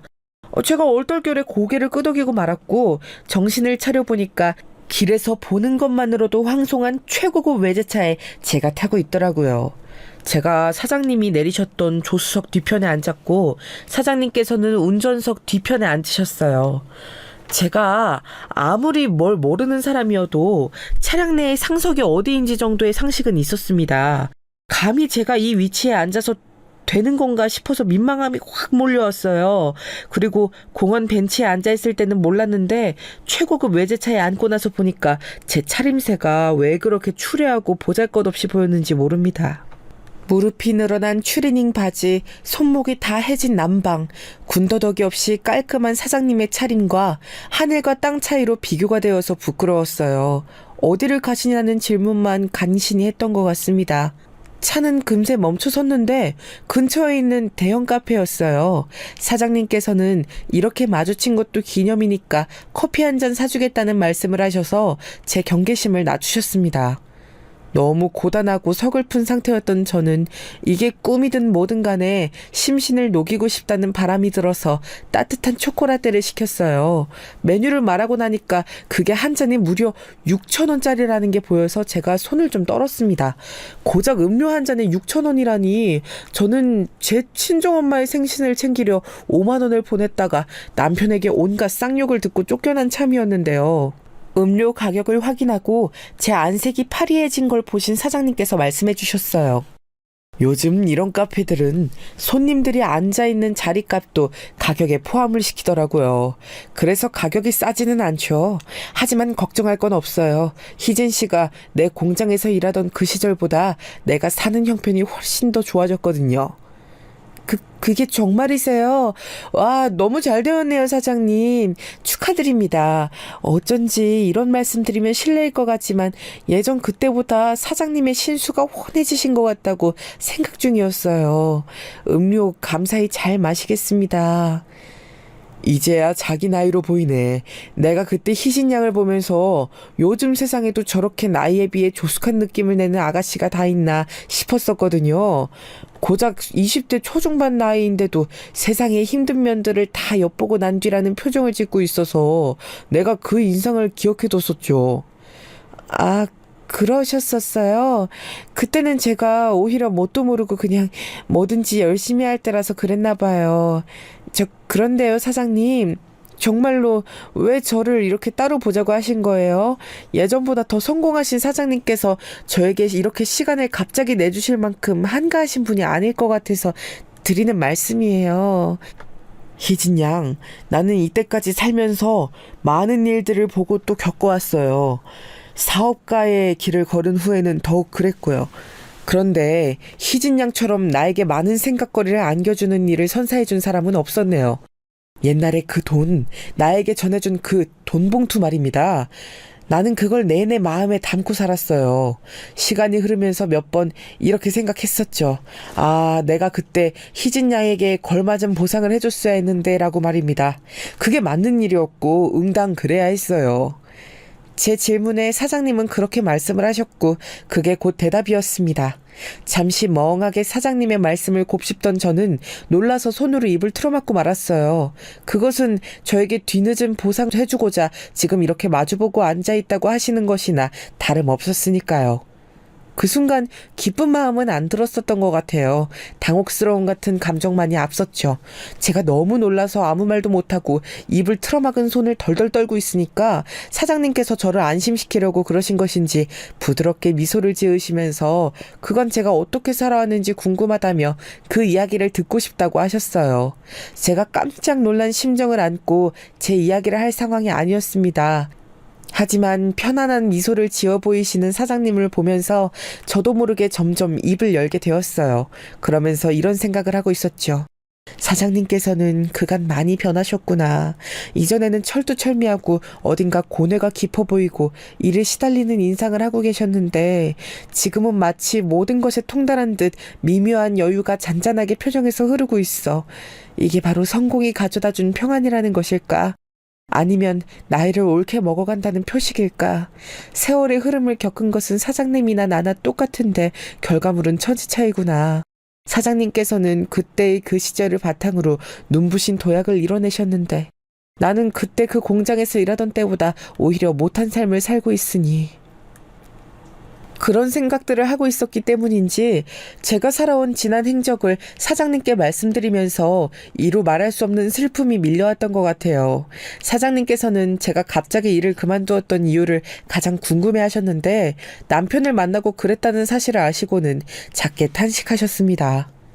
결혼하고 나서 행복한 적 없이 비참하고 초라하게 한없이 작아진 나 자신을 매일같이 느끼고 마주하며 살고 있음을 사장님께 실토하고 말았을 때 저는 솔직히 후련했던 것 같아요. 때로는 자기를 잘 아는 가까운 사람보다 잘 알지 못하는 생판 남에게 자기 속마음을 더 쉽게 털어놓는 게 사람 심리라고 하더군요. 어느 수필 서적에서 본 그 글귀가 맞는 것 같아요. 저는 그 자리에서 원래도 친한 적이 없었으며 어찌 보면 가장 어려워야 할 상대인 사장님 앞에서 제 지난 인생을 다 늘어놓고 말았으니까요. 저는 제 답답함을 이게 해소되지 않아도 좋으니 그냥 한 번쯤은 싹 다 털어놓고 싶다는 바람을 늘 품어왔던 것 같아요. 그게 해소되는 순간이 단 한 번도 상상한 적 없었던 사장님과의 재회 현장이었다니 지금 생각해도 어이가 없을 따름입니다. 제가 정신없이 떠들고만 제 지난 이야기를 다 듣고 나신 사장님께서는 나지막한 목소리로 놀랍게도 당신의 이야기를 저에게 들려주셨어요. 나에게는 딱 희진양 나이의 조카가 있어요. 내 친형의 자식인데 지금 내 친형은 형수와 함께 하늘나라에 있습니다. 오래된 이야기죠. 내가 좀 더 타고난 머리가 똑똑하다는 이유로 형은 나에게 많은 걸 양보하면서 산 사람이었습니다. 우리 집안이 원래 꽤 형편이 좋았는데 투자 실패로 주저앉았고 형제 2명 모두에게 부모님께서는 여력을 쏟으실 수가 없었어요. 형은 장남이라고 온갖 책임을 다지고 살았죠. 동생을 위해 공부를 포기했고 일찍 취업 전선에 뛰어들었으며 부모에게 최선의 효를 다했습니다. 그게 제 형이라는 사람이었어요. 형이 교통사고로 형수와 함께 나란히 세상을 떠나자 저는 그제서야 형의 인생을 돌아보았습니다. 형 덕분에 내가 누렸던 것들이 그제서야 실감이 났고 형에게 단 한 번도 입 밖으로 고맙다는 소리를 내본 적 없는 못난 동생이었음을 알았어요. 형이 희생한다고 생각한 적 없었어요. 다 제가 잘나서 어쩔 수 없다고 생각했을 뿐이었으니까요. 후회가 됐죠. 못나게 살았던 제 과거에 속죄하듯 형과 형수가 남기고 간 조카를 제가 전적으로 책임지기로 했습니다. 부모님께서 맡아 키우셨지만 제가 모든 지원을 다했죠. 열심히 살았어요. 죽도록 열심히 살면서 성공만을 쫓았어요. 형과 형수를 위해서, 제 과거를 반성하기 위해서, 조카를 유복하게 해주기 위해서 그렇게 살다 보니 돈에 미친 냉혈한이라는 소리도 많이 들었습니다. 감정이입이 됐었나 봐요. 사장님이 이야기를 들으면서 이상하게 저도 모르게 눈물이 나서 연신 손으로 눈가를 훔쳤습니다. 그러다가 돈에 미친 냉혈한이라는 그 별칭을 듣고 예전에 공장 생활이 생각나서 피식 웃기도 했네요. 사장님의 조카분은 그래서 지금 잘 살고 계신 건지 궁금해졌고요. 그런 저를 보며 미소를 지으신 사장님께서 말씀을 이으셨어요. 최우선으로 위한 제 조카가 지금은 멀리 유럽에 가서 살고 있어요. 떠난 지는 3년이 다 되어 가는데 아예 눌러 살기로 결정한 것은 2달 전이에요. 거기서 만난 사람과 아예 결혼을 해버렸거든요. 조카는 다시 한국에 들어오거나 여기서 결혼해서 살 때를 대비해서 제가 마련해둔 집이 있었는데 조카가 아예 거기에 눌러 살겠다고 하니 그럼 그 집을 팔아서 돈으로 줄까 싶었습니다. 그랬더니 조카가 한사코 거절했어요. 나한테 조카가 하는 말이 저보다 더 필요한 사람에게 베풀어 주세요였고요. 이해가 안 됐어요. 왜 그런 식으로 거절을 하는지 섭섭하고 서운했죠. 그런데 오늘 이해를 하게 됐습니다. 내가 희진 양을 길에서 발견하자마자 알아본 것, 그리고 바로 머릿속에 이걸 떠올려낸 것, 모두 우연이 아닙니다. 운명인 거예요. 모든 게 이렇게 되려고 했나 봅니다. 희진 양, 들어보니 지금 사정이 영 안 좋은 것 같은데 내가 우리 조카를 위해 따로 사둔 집 희진 양에게 주면 어떨까 싶어요. 정말 과장 하나 안 보태고 저는 그 자리에서 기절할 뻔했어요. 살면서 이런 극적인 순간이 올 거라고는 꿈에서조차 상상해 본 적이 없었으니까요. 이게 말이나 되는 일인가 싶어서 차마 아무런 반응도 못하고 부릅뜬 눈으로 가만히 있었던 것 같아요. 제가 굳어있으니까 사장님께서는 더욱 엄청난 이야기를 보태셨습니다. 조카분의 몫이었던 집, 그건 조카분 대신에 그냥 주려는 것뿐이고 예전에 그때 돈 봉투를 고스란히 받으실 수 있었던 것에 대한 보상은 따로 해주고 싶다고 하셨어요. 얼마요? 방금 3억이라고 하셨어요? 사장님, 저는 가끔 죽기 전까지 안 쓰고 모으면 1억을 만져볼 수 있을까 하는 망상을 하고는 했었는데요. 그런 1억도 제 인생과 멀어 보였는데 지금 3억이라고 하신 건가요? 후원이 필요한 단체에 기부를 한꺼번에 하려고 몇 년 사이 따로 조금씩 모은 금액입니다. 희진 양이 예전 그때 나에게 돌려준 돈, 그 금액이 혹시 300만 원이었다는 거 알고 있었어요? 예? 아니요. 생각해보니까 그게 얼마인지 세업을 엄두도 못 냈던 것 같아요. 그 돈이 300만 원이었군요. 내가 그때 희진 양에게 보상을 못 해줘서 시간이 갈수록 마음에 자꾸 걸렸었는데 100배로 갚아주고 싶다는 생각을 스치듯 했었죠. 그런데 어쩜 이렇게 딱 100배의 금액이 되었네요. 기부금으로 준비한 3억 원, 주인공이 아무래도 희진 양으로 정해져 있었나 봅니다. 이건 말이 안 되는 것 같아요. 믿어지지가 않아요. 하루하루가 버겁고 5만 원이 너무 큰 돈으로 느껴져서 미칠 것 같은 거. 그게 바로 불과 2시간 전까지의 저였어요. 그런데 이런 엄청난 소리를 듣게 됐다고요? 저에게 정말로 그런 엄청난 호의를 베풀어 주시겠다고요? 아무런 대가도 없이요. 제가 살아온 인생, 제가 겪어온 세상은 이렇지 않아요. 그렇기 때문에 정말 죄송한데 믿을 수가 없네요. 당연히 그냥 줄 수는 없죠. 조건이 달려 있으니까요. 현실성이 너무 없어서 혼란스러웠던 찰나에 사장님께서 그렇게 말씀하시자 어지러웠던 제 머리가 조금은 식는 느낌이 나더라고요. 차라리 다행이었고 안심이 되었어요. 아무 대가도 없이 갑자기 저에게 거액을 주겠다는 부자의 말 믿어지지 않는 걸 넘어서 무섭기까지 했으니까요. 조건이 달려있다는 것에 그럼 그렇지라는 생각으로 제가 얼핏 웃었을 때였습니다. 사장님의 말씀을 듣고 제가 그만 펑펑 울어버리고 말았습니다. 단 한 가지 조건, 지금 남편하고 희진 양이 갈라섰으면 해요. 그릇된 인연을 정리하고 이제 오롯이 본인의 멋진 인생을 주체적으로 살아가길 바랍니다. 그게 내가 내걸고 싶은 조건이에요. 이혼 과정 어렵다면 내가 기꺼이 도와줄 테니 고민하지 말고 손 내밀면 돼요. 갑자기 주체할 수 없이 눈물이 펑펑 흘러나오더라고요. 누가 제 눈에 달린 수도꼭지를 튼 것만 같았어요. 제 고단한 인생, 저같이 못나고 부족한 사람에게는 찾아오지 않을 것만 같던 마치 잘난 주인공들이나 누리는 행운의 특권이 저에게로 온 것을 그제야 실감할 수 있었고, 주인공의 들러리도 안 되고 단역 엑스트라 같았던 제 존재감이 난생 처음으로 크게 느껴졌습니다. 남들의 시선, 신경도 못 쓰고 그냥 큰 소리로 엉엉 울었어요. 그리고 울면서도 막 말씀을 드렸지요. 사장님, 저한테 왜 이러시나요? 제가 사장님의 숨겨놓은 다른 조카라도 되나요? 아니면 제가 사장님의 지인의 먼 친척이라도 될까요? 아니잖아요. 완전히 생판 남이잖아요. 저는 배운 것도 없고 얼굴이 예쁘지도 않고 특별히 잘난 것 하나 없어요. 사장님께서 이러신다고 해도 저한테 얻어내실 수 있는 게 없어요. 왜 그렇게 스스로를 비하하죠? 살면서 이런 기적 같은 순간은 본인은 누리면 안 된다고 생각하나요? 이런 것에 무슨 자격이 필요해요? 희진 양, 나는 살면서 지금처럼 마음이 편한 적이 없었고 내린 결정에 대해서 불안하지 않은 적이 없었어요. 순간적인 판단으로 희진 양에게 베풀기로 한 것이지만 확신이 있다는 얘기입니다. 그러니 희진 양, 부디 누렸으면 해요. 사장님의 올곧은 표정을 보고 저는 제 안에 번지기 시작한 용기를 느꼈어요. 몇 번이고 감사 인사를 전한 끝에 집으로 돌아가는 길, 저는 제가 꿈을 꾼 거라고 해도 허상을 본 거라고 해도 상관없어진 제 자신을 느꼈습니다. 이혼을 하겠다는 결심이 섰고 그 말을 할 용기도 생긴 뒤였습니다. 집에 남편은 없었고 저는 난장판이 된 집을 정리하면서 생각도 차분히 정리하였어요. 그리고 이튿날 남편을 보자마자 말했지요. 드디어 이혼 선언이었습니다. 그러자 남편이 저를 비웃더군요. 이 여자가 돌았나, 씨. 감히 어디서 먼저 이혼을 운운하고 자빠졌어. 객기 부리지 마. 웃기지도 않은 허세인 거 다 알고 있으니까 잔말 말고 밥이나 차려. 싫은데 네가 차려 먹어. 나는 배도 안 고픈데 내가 왜 지금 밥을 차려야 돼? 진짜 정신이 돌아버린 거야? 지금 나한테 뭔 소리를 짓거리는 건지 스스로 지금 알기나 해? 감히 나한테 이따위로 기어오르다니 각오하고 이러는 거지. 각오? 잘 모르겠지만 못 끼케야 죽기밖에 더 하겠어?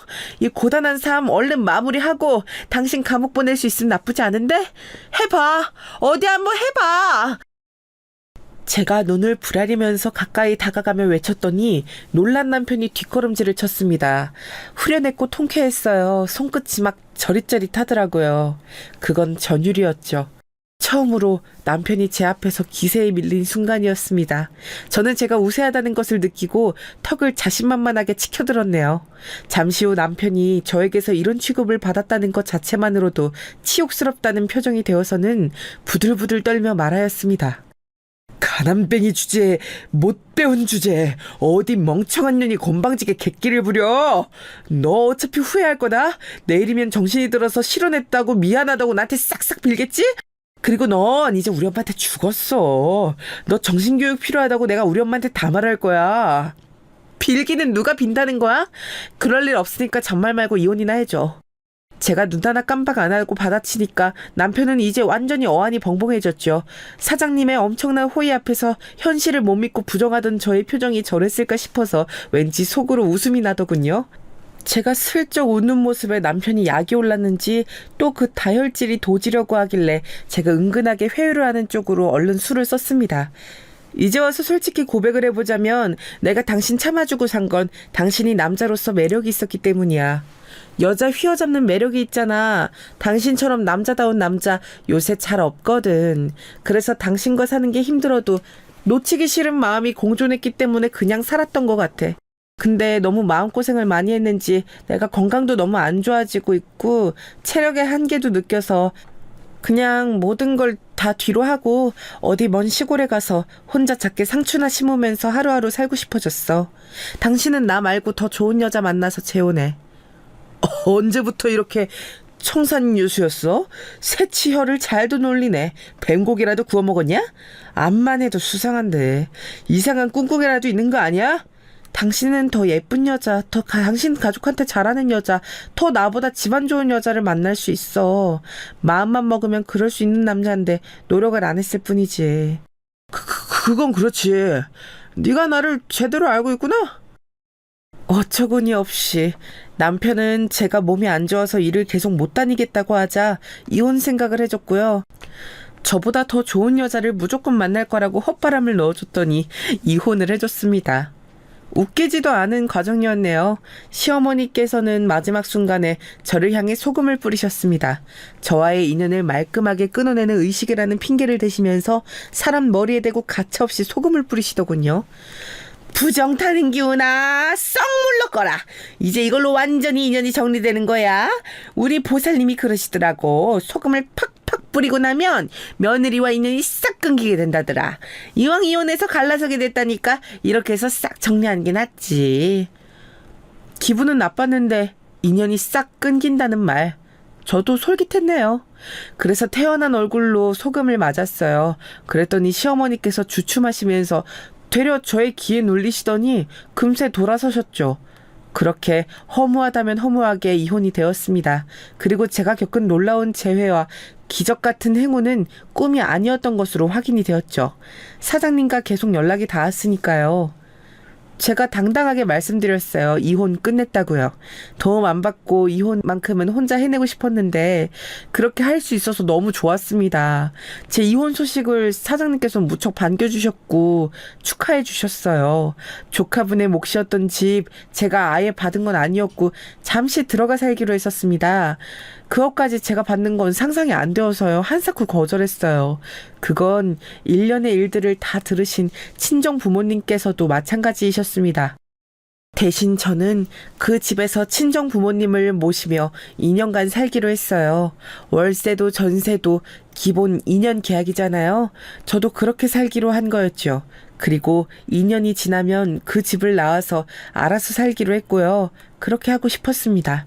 사장님께서 보상이라며 내어주신 3억은 받았는데 이것 때문에 고민이 많았어요. 혹시 이걸 물어보려고 했다가 망치면 어떡하나 싶어서요. 그때 저를 설득했던 게 친정 부모님이셨습니다. 나는 암만 생각해도 지금 이게 우리 가족의 일생일대의 기회라는 생각이 드는구나. 이런 때 도전해보지 않으면 언제 또 해보겠냐. 그래, 네 아빠 말이 맞아. 나도 요새 이렇게 넓고 멀끔한 집에서 잠을 청하려니 매일 밤 행복하면서도 은근히 잠이 안 오더구나. 이런 엄청난 순간을 맞이했는데 그저 하루하루 이렇게 아무것도 안 하고 지내도 되는 건가 싶어서 가슴이 막 울렁거리고 불안한 거 있지? 친정 부모님의 말씀을 들으며 저도 생각했죠. 이건 원래 저한테 없는 돈이었는데 왜 그렇게 잃을까봐 두려워하면서 가만히 있으려고 했던 건지 너무 겁쟁이처럼 느껴졌네요.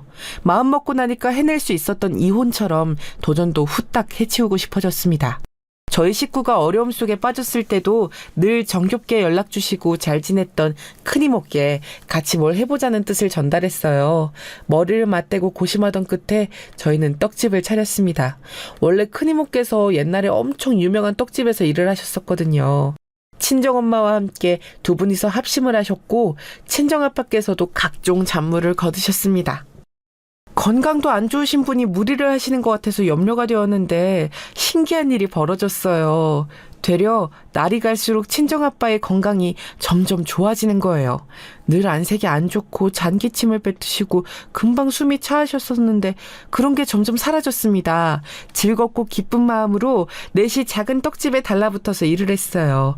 이른 새벽부터 이른 저녁까지 전통차를 곁들여서 팔기도 하는 아담하고 분위기 좋은 떡집은 금세 단골들을 불러 모았죠. 하지만 늘 소소한 판매 정도였는데 이때 사장님께서 나서주셨어요. 단체 떡 주문을 넣어주신 거예요. 회사에 떡을 돌리셨을 뿐만 아니라 주변에 소개도 많이 해주셨습니다. 사장님의 인맥이 어디 그저 그런 인맥인가요? 전부 다 한 자리씩 차지하고 계신 지인분들 뿐이라 그분들이 한 번씩만 주문을 해주셔도 저희 떡집에는 어마어마한 매출이 되었어요. 거기서 이제 또 그분들의 다른 지인들에게까지 점점 더 퍼져나갔고 어느새 고정적으로 대연 주문 건수를 지닌 떡집이 되었죠. 제가 어느 하루는 사장님께 감사 인사를 드리고 싶어서 직접 회사로 찾아뵈었어요. 새로 나온 떡 종류를 한 박스 들고서 말이죠. 저를 반가이 직접 맞아주신 사장님께서 갑자기 저에게 누구를 인사시켜 주셨어요. 대표실로 누구를 호출하시더라고요. 곧 제 또래의 키도 훤칠하고 인물이 좋은 남성분이 들어오셨습니다. 기진 양, 여기 이 친구는 내가 진짜 우리 아들처럼 생각하는 녀석이에요. 인사 나눠요. 예? 네. 안녕하세요. 반갑습니다. 제가 어색하게 인사를 먼저 드렸고 그분은 사장님을 향해 손사래를 치시며 아들은 무슨 아들이냐고 투덜거렸어요. 알고 보니까 그분은 사장님의 육촌 형제의 아들, 그러니까 사장님과의 먼 친척이었습니다. 공부를 하도 잘해서 미국으로 대학 간 인재인데 아무래도 한국이 편하다고 들어와서 대기업에 들어갈 수 있음에도 도움을 주려는 차원에서 이곳에 입사한 것이었죠. 아주 유능한 인재라고 했어요. 그리고 결혼을 약속했던 여자와 헤어지고 나서 상심이 컸는지 아무도 안 만나고 2년 넘게 혼자라고도 그랬어요. 저는 사장님으로부터 그런 설명을 들으면서 머릿속으로는 근데 이걸 왜 나한테 알려주시지 싶었습니다. 멋쩍게 있던 저는 이야기의 당사자인 그분의 표정에 부끄러움이 가득한 것을 보고 나서야 눈치를 챌 수 있었어요. 내가 진짜 둔하긴 둔하구나. 우리 둘을 연결해 주시려는 의도를 이제서야 눈치를 채다니. 그것도 모르게 해프게 막 웃으면서 사장님께서 말씀하실 때마다 고개를 끄덕이며 추임새를 넣고 그분에게는 심지어 제 연락처가 박힌 떡집 명함까지 건넸다니 부끄러워서 죽고만 싶었습니다. 그런데 이틀 뒤 그분에게서 연락이 온 거예요. 하도 저희 대표님으로부터 좋은 이야기를 많이 전해 들어서요. 그쪽이 궁금하긴 하더라고요. 이렇게 얘기를 했습니다. 그때 왠지 이 사람은 가식이 없는 사람이라는 느낌이 들었어요. 그래서 연락을 주고받고 싶어졌습니다. 사귄다거나 그런 건 아니었고 서로 비밀 친구를 하자고 그랬어요. 저희가 연락하면서 지낸다는 건 사장님께도 비밀, 각자 가족들에게도 비밀이었으니 말입니다. 그분은 주로 일하면서 느끼는 고충을 저에게 털어놓았어요. 외국 생활을 해서 그런가 약간 직설적인 성격 같더라고요. 그래서 제가 똑같은 주제를 전한다고 해도 우리나라 정서는 본론을 뒤에 말하는 편이 낫다고, 다짜고짜 본론만 말하는 화법은 부드러움과 거리가 멀다고 알려주었습니다. 그랬더니 아무도 자기한테 그런 지적을 안 해주었다고 고맙다고 그랬어요. 무척 도움이 됐다고 하더라고요. 그 후로 왠지 그분의 태도에서 저에 대한 호감을 느낄 수 있었습니다. 기분이 묘해지더라고요. 그러던 때 제가 엄청난 경험을 하게 됐어요. 여기가 요새 유명하다고 언뜻 들었는데 모처럼 이 동네 와본 김에 들러봤네요. 아유, 그런데 너무 비싸네. 좋은 재료만 엄선해서 쓴다고 적어놓은 걸 보니까 뭐 납득은 가는데 좀 그렇다. 2개 하면 가격 안 깎아주나? 아니면 전통 차라도 한 잔 서비스로 안 내어주나? 작은 떡 2개를 계산대로 가져오셔서 투덜거리는 손님. 제가 너무 어이없어서 쳐다보고 있었습니다. 그 내용도 기가 막혔지만 그 손님의 정체가 더 어처구니 없었기 때문이었죠. 계산대에 선 제가 답이 없자 의문스럽게 그제야 고개를 위로 치켜드신 손님은 깜짝 놀라서 뒤로 한 걸음 물러났죠. 그랬다가 떡을 만드는 안쪽 공간으로 눈길을 주시더니 거기서 저희 친정엄마의 옆모습을 발견하시고는 이번에는 아예 까무러치시더군요. 그 손님은 바로 제 전 시어머니셨습니다. 뭐야? 이게 어떻게 된 일이야? 왜 여기서 일들을 하고 있어? 설마가 사람 잡는다는 옛말을 눈앞에서 보게 되어서 재밌네요. 네. 그 설마가 맞습니다. 여기 저희 가족이 하는 가게예요. 제가 주인이고요. 돈이 대체 어디서 나서? 아, 그렇구나. 로또 당첨됐구나. 그래, 당첨이 돼서 우릴 버린 거였어. 이런 배은망덕한, 어디서 개가 짖나? 왜 이렇게 개소리가 들릴까요? 죄송한데 구매 다 하셨으면 이만 꺼져주세요.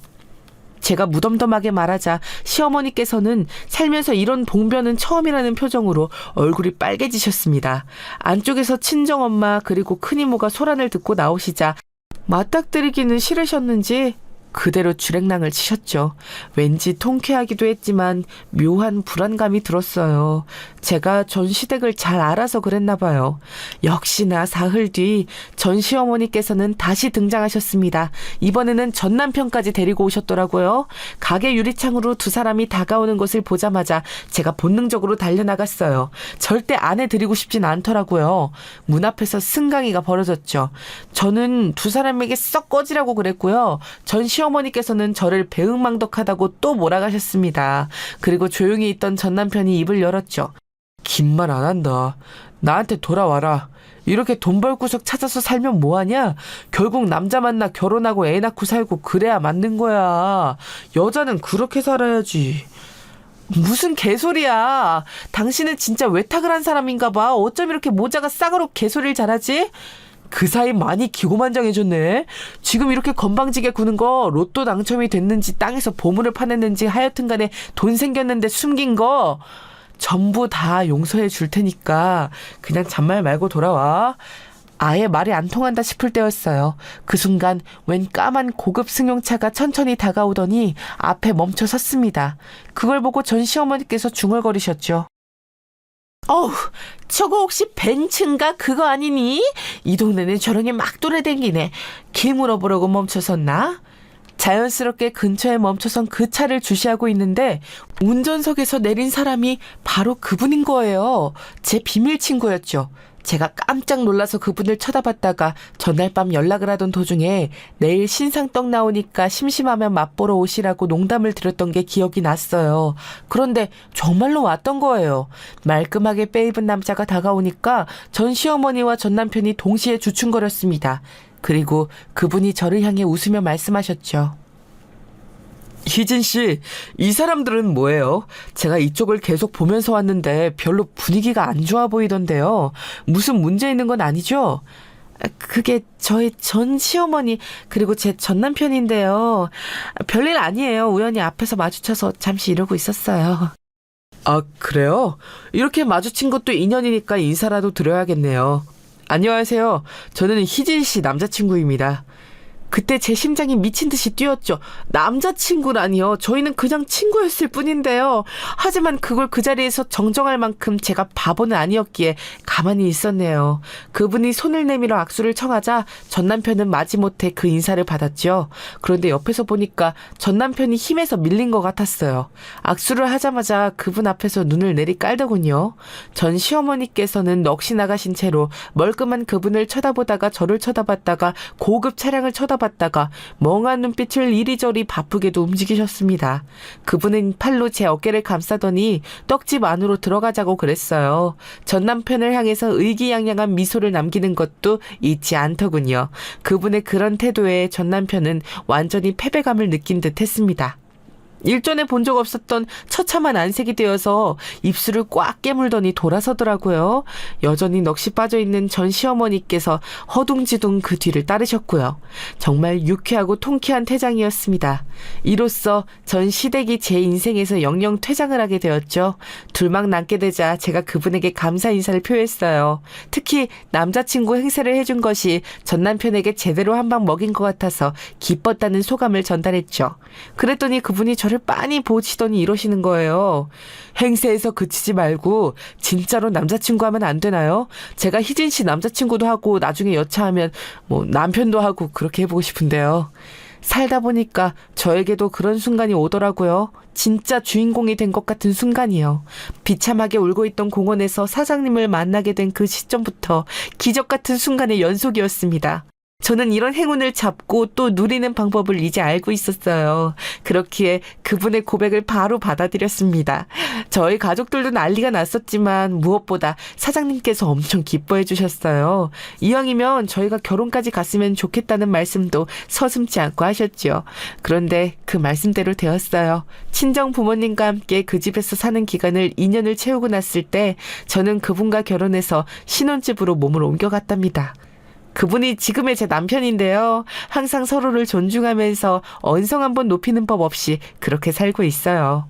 각자를 빼닮은 아들 하나 딸 하나 이렇게 두어서 저희는 부모가 되기도 했는데요. 아내로 사는 것보다 엄마로 사는 게 더욱 힘들다는 것을 제가 깨달았답니다. 하지만 더욱 보람되기도 한 것 같아요.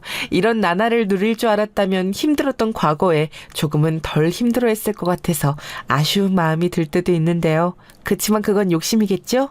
그런 날들이 있었기 때문에 현재가 있는 것일 테니까요. 지금을 마음껏 누리려고 해요. 여러분의 일상에도 평안함이 가득하길 바랍니다.